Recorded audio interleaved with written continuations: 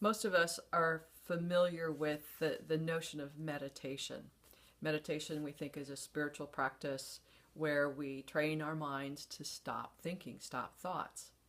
And meditation can be a sitting on a chair in, eyes closed.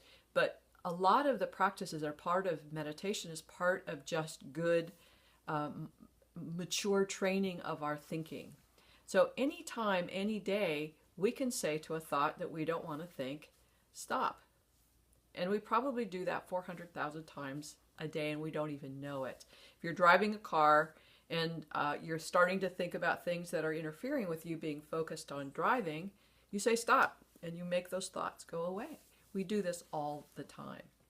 And so becoming more mindful of what thoughts we allow ourselves to think and the ones that we don't allow ourselves to think, we get more clear about, oh, I do that all the time. We get clear of actually how strong that capacity is in you already.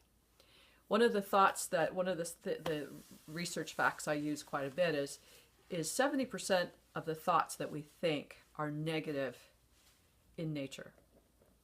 And that's a lot of negative thinking, negative thoughts that are going through our mind. And for me personally, it was like, well, I don't want that many negative thoughts going through my mind. So I'm going to start being mindful of when am I thinking negative thoughts, and when I am, just to say stop and not let those thoughts continue. And a lot of times, because we've allowed our minds to run wild, basically, we can start to train it, but it may take time. It's like a child that's been out of control. It takes time to get them to understand that we're in charge and not them. So it's the same with our thoughts, is we can train our mind to let it know that we're in charge and it's not. But it takes time, and it takes just that sense of discipline. Again, I don't know about you, but I don't want to be thinking even 35% negative thoughts or 20. I don't want any negative thoughts if that's possible. So being mindful of that is helping me to stop my negative thoughts.